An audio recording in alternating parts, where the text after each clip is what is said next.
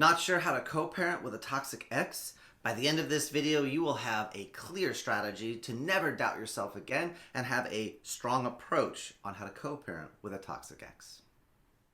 For the best marriage, relationship, and co-parenting advice, be sure to subscribe and turn on the bell for notifications. That way you will be updated when we put new videos out on Tuesdays and Thursdays. Hi guys, Jeremy here, and if we've never met, I have over 25 years of working with families and kids. I am your strong marriage and amazing kids guy, and I have a variety of tools, techniques, tactics, strategies, a ton of stuff to share with you, and I'm excited to get started. So it's happened. Your relationship is over, you're no longer together, but there's kids involved, so you're still kind of stuck. And for whatever reason, your ex is now toxic to you, to your kids, to the world, it feels like. So let's get clear on a few things. Let's get your mental and emotional health on point, and then we'll roll from there. First, and I don't know where you are in your journey with your toxic ex, but let's begin to start taking control of our language, because when you call them a toxic ex, are you creating more resources and more resilience inside yourself? Or are you giving more control and power over to them and their behavior? I don't know the full situation. I don't know the details of what's going on, how they're treating you, how they're treating your kids. But what I do know is when you label them, you disempower yourself. And maybe they're not evil. Maybe they're not a horrible person. Maybe just the two of you together creates this kind of energy, and so it is what it is. So if we can begin to change the label, and I don't agree with this, I'm not okay with this violates my boundaries, those language patterns allow you to start asserting more control. But if you keep saying, they're my toxic ex, you're going to keep determining how you show up by the label that you use. Now, as you deal with your ex-partner, try to document everything that's going on. Be as objective as possible. This happened, these people here, this was the violation, this was the thing that was supposed to happen that didn't. They made this other decision, they made this other priority. The more you can disassociate your emotion instead of that blanket and sheep, don't add the extra emotion. The courts don't care, and it makes you look like a schmo. So get control, breathe, and relax. The other thing too is don't waste your time character assassinating. Your kids will figure out who the solid parent is. They're pretty smart because they have you. So no need to add fuel to that, okay?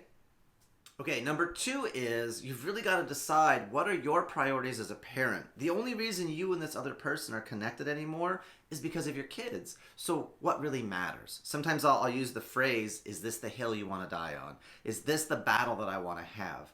Am I really focused on who's right, or am I focused on what's right? What's right for you, what's right for the kids in the long term? And yeah, that does mean you might end up being more flexible than your ex. Sorry, that's the part about maturity, and you realize, oh, they're having a temper tantrum. Let me mitigate this. Is it really that big of a deal? Sometimes, yeah, you got to go along to get along, and I hate that. Document it. That's why we talked about that first. Write that stuff down. Here's where I had to modify. Here's where I had to adapt.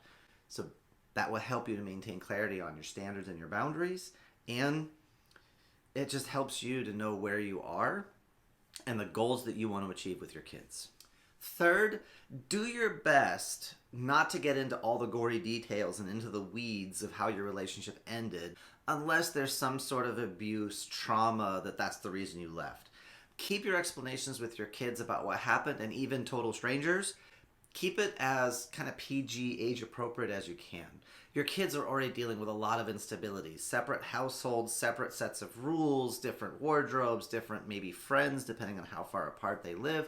Sometimes even like not access to the same school system. So their support structures are challenging, and you adding in your disagreements and your conflicts with their other parent, that just makes their life more complex and more difficult. Plus, if you get too much into it, you start to polarize your kids. Now they have to pick who's the better parent, who do they love more. You're literally pulling their hearts apart.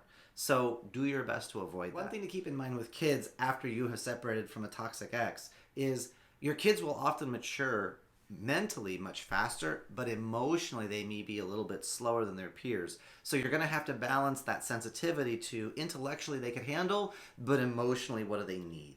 Okay, so that's a balancing act. Number 4 is get a support group. Do not go on this alone. Get a support group for you as well as your kids, because you need to have other things going on in your life besides this toxic relationship. If this is what you're obsessed on, if this is what you're focused on, it can feel hopeless. You can feel worthless. It can be overwhelming. And so having other interests, other peer groups will help keep you mentally and emotionally in a healthy place. And finally, consider getting counseling for you and the kids. Get professional support from an outside perspective, because that helps to take a lot of the emotion out of it. It's easy to feel like this only happens to me, this is only me and only my situation. And as you learn, no, actually we all have a lot of crap to deal with in life. Oh, it's not so bad anymore, and it's less stigmatizing, and it's less shame and less guilt and less fault and less blame, which is healthier for everyone. So definitely consider getting outside support.